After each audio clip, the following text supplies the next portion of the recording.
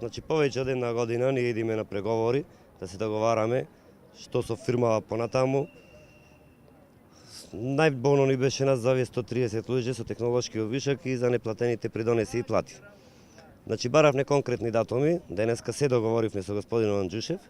Значи во понеделник на собрание да се донеси законот за да ги опфати овие 130 луѓе, за да влезе во тој закон, да се прошири тој закон што беше донесен за претходните стечајци и технолошки вишок и до пензионирање да се земат некоја одредена сума од прилика околу 8.000 денари.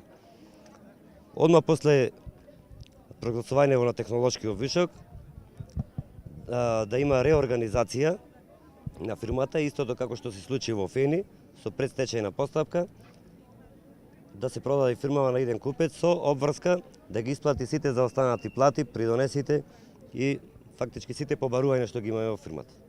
Дали тоа ви одговараше на вас?